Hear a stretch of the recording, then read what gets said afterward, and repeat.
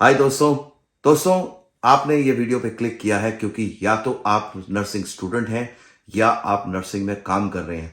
तो मेरी सबसे पहले आपके साथ ये रिक्वेस्ट है कि आप इस वीडियो को बहुत ध्यान से सुनना, पूरा वीडियो को देखना और ये वीडियो अपने किसी फैमिली या फ्रेंड्स के साथ जरूर शेयर करना, क्योंकि ये गाइस एक एक्सपीरियंस बेस्ड वीडियो है। जो मैंने अपने एक्सपीरियंस के ऊपर ये चीज़ को देखा है, ये बातों को जाना है, और ये मैं आपको सबसे पहले एक इनिशियल एक्सपीरियंस इसमें बताना जा रहा हूं। उसके बाद मैं आपको प्रोसेस बताऊंगा कि कैसे नर्सिंग रजिस्ट्रेशन का प्रोसेस है यहाँ पे। तो गाइस, मैं आपको सबसे पहले ये बताना चाहता हूं, मान लीजिए आपने एडमिशन लिया है किसी नर्सिंग कॉलेज के बीच में क्योंकि आप रजिस्टर्ड नर्स बनना चाहते हैं। अब यहाँ पे आपको एक चीज समझने की जरूरत है कि आज से आपके पास 4 साल का पीरियड है।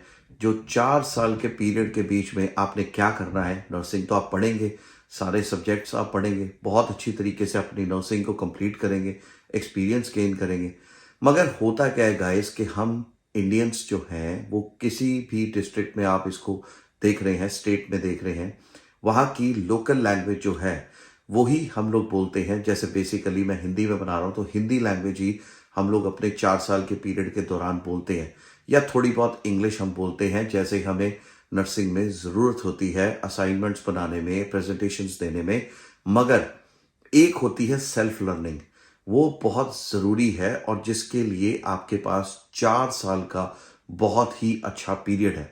अगर उन 4 सालों के बीच में आपने अपने स्किल्स के ऊपर काम कर लिया तो ना ही नर्सिंग करने के बाद आपको फॉरेन में डिफिकल्टी होगी, ना ही आपको आईएलटीएस या ओईटी पास करने में डिफिकल्टी होगी, जो आपके कीज हैं किसी भी फॉरेन कंट्री में सक्सेसफुल होने के लिए। अगर आप आयरलैंड में रजिस्टर्ड नर्स बनना चाहते हैं तो सबसे पहले आपने क्या करना है, अब मान लीजिए आपको नर्सिंग की डिग्री मिल चुकी है और थोड़ा बहुत एक्सपीरियंस जो इंडिया से आपने ले लिया है, उसके बाद अब बारी आई है इंग्लिश टेस्ट पास करने की।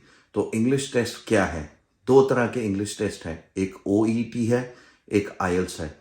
अब ओईटी में 4 मॉड्यूल्स होते हैं, reading, writing, listening and speaking.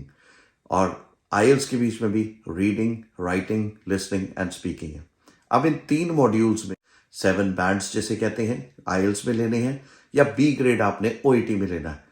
और फिर एक एक मॉड्यूल आपका दोनों साइड पे बच गया तो आपने ओईटी में C+ लेना है उस मॉड्यूल में, और आपने आईएलटीएस के बीच में 6.5 लेने हैं।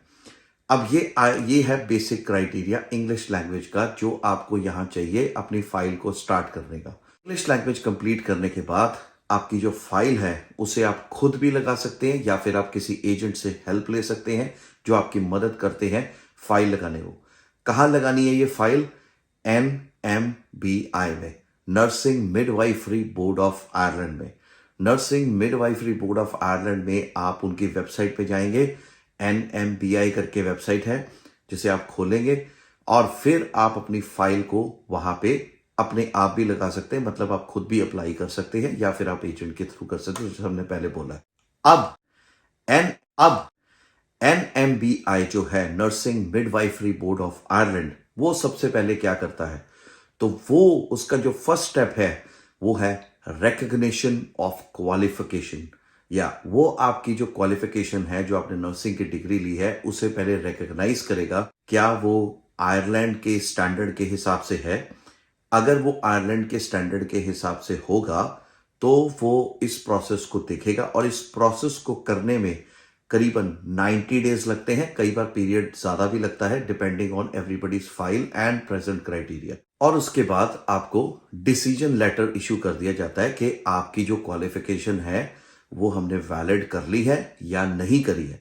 डिसीजन लेटर पॉजिटिव आने के बाद अब आप क्या करेंगे? अब आपने यहां आने के लिए एटिपिकल वीजा अप्लाई करना है। कहां पे करेंगे?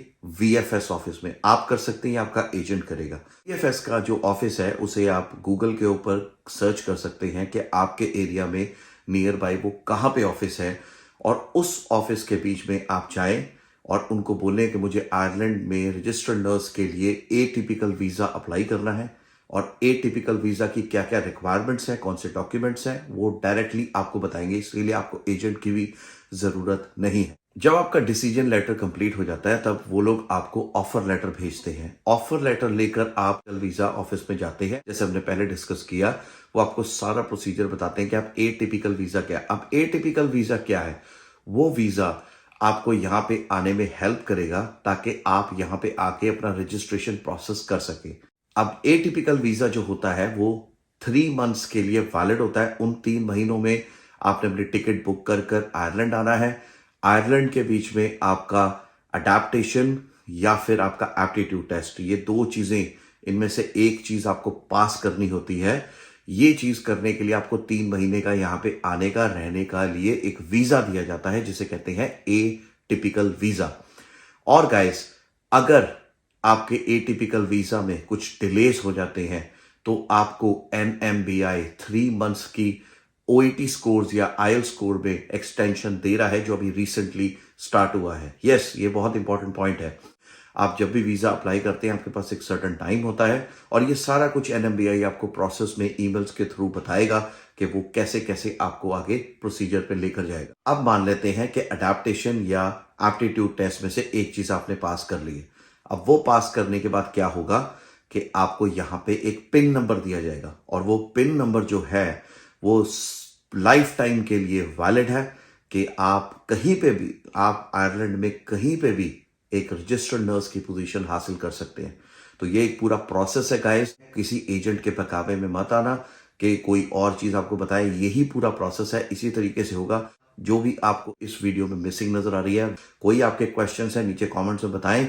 मैं आपको और वीडियोस में डिटेल में चीजें बताऊंगा। वीडियो को शेयर कर देना, लाइक करना, कमेंट करना और अपना रिव्यू जरूर देना कि आपको इन्फॉर्मेशन कैसी लगी। Thank you.